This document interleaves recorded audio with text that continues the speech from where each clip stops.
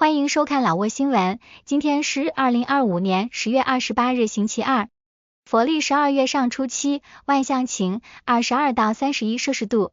今天的主要内容有最新外汇报价、股市收盘行情、黄金市场报价、万象燃油价格以及老挝时事要闻。首先来关注外汇。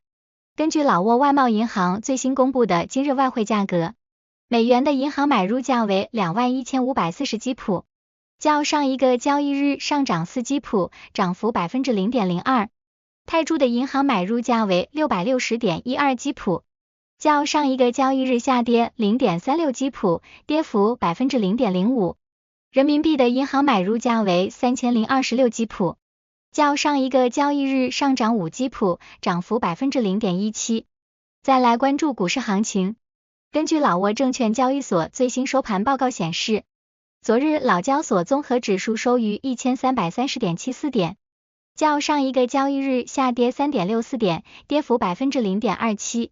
开盘 1335.96 点，最高 1336.76 点，最低 1299.76 点。成交量130万4200股，成交金额19亿2332万1500基普。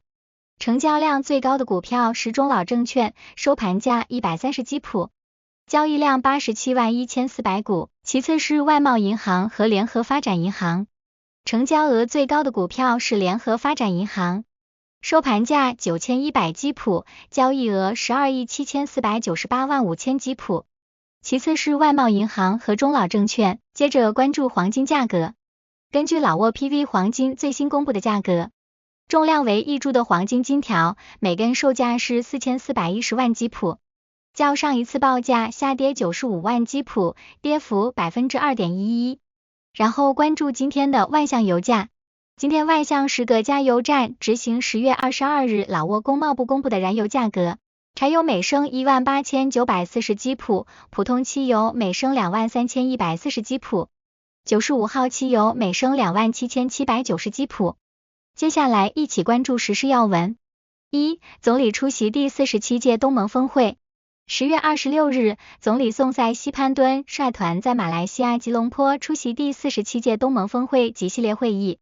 在全体会议上，领导人讨论了加强东盟共同体建设，落实马来西亚轮值主席国优先事项，并强调了加强东盟的核心地位，以应对跨国犯罪、气候变化、地区冲突等新旧挑战。在东盟日本峰会上，双方同意深化全面战略伙伴关系，尤其是在教育、互联互通、清洁能源、数字化、人工智能等领域。在东盟印度峰会上，双方赞扬了基础设施互联互通的进展，敦促印度加速完成印度、缅甸、泰国3边高速公路，并延伸至老挝、柬埔寨、越南。在东盟美国峰会上，美国重申对东盟核心地位的支持，双方同意加强在贸易、投资、安全卫生和人工智能等领域的合作。2. 老挝、越南、柬埔寨3国总理举行会晤。10月27日，总理宋塞西潘敦、越南总理范明政和柬埔寨首相洪马奈在马来西亚吉隆坡举行工作早餐会，讨论深化3国合作关系。此次会晤是应柬埔寨方面邀请，在出席第47届东盟峰会期间进行的。会晤中，3国总理深入讨论并一致同意推动3方在政治、国防安全、经济、能源及其他领域的合作，特别是要加强经济基础互联互通和旅游业一体化。最后，3国总理同意继续共同努力，不断深化和发展3国之间的传统友谊与合作关系，为3国人民带来实际利益。3. 东帝汶正式加入东盟，成为第11个成员国。在马来西亚吉隆坡举行的第47届东盟峰会上，东帝汶正式加入东南亚国家联盟，成为第11个成员国。这对东盟而言，标志着自1999年柬埔寨加入以来，时隔26年的首次扩员，最终实现了该地区组织在整个东南亚地理上的大团结。4. 第4届老挝仁昌中文歌大赛成功举办。10月24日，由老挝文化和旅游部与中国文化中心联合举办的第4届老挝仁昌中文歌决赛，在万象国家文化宫成功举行。老挝文化遗产司司长帕坎塞西坎塞、中国驻老挝大使馆代办王商以及中国文化中心主任罗威健出席。共有12名选手进入决赛，最终西里宋提沙万获得冠军。罗卫健主任表示，中国文化中心一直致力于推动文化交流、旅游推广和教育培训，已成为老挝民众体验中国文化、深化老中文化旅游合作的重要窗口和桥梁。帕坎塞西坎塞司长指出，此次歌唱比赛是老中文化交流的重要活动，为老挝青年提供了展示歌唱才华的平台。5. 华潘省广播电视台项目奠基仪式举行。10月27日，华潘省举行了广播电视台建设项目的奠基仪式。华潘省副省长普特潘乔沃塞、越共中央宣传教育委员会副主任萨空彭马拉、越南电视台副总经理黎全等老挝和越南两国相关部门代表出席。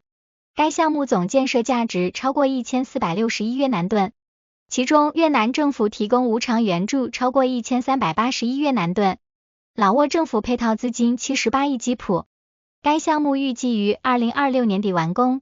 该电台将建设符合第2代数字地面电视传输标准的现代化技术系统，包括发射机房、一座75米高的天线塔、办公楼、节目制作演播室以及民族语言录音室等配套设施。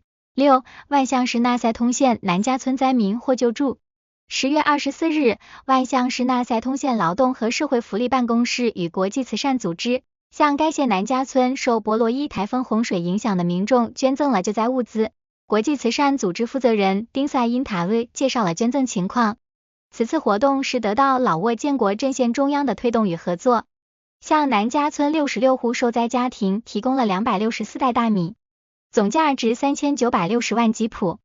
丁赛因塔温还表示，在2025年，国际慈善组织计划提供300吨糯米，将通过与老挝建国阵线中央合作，分配给全国多个省份受灾的民众。纳赛通县副县长魏昂彭萨万代表接受了物资，并对国际慈善组织的援助表示感谢和赞扬，同时希望未来能获得更多的帮助。此外，纳赛通县劳动和社会福利办公室也向村民提供了饮用水、面条和鱼罐头等物资。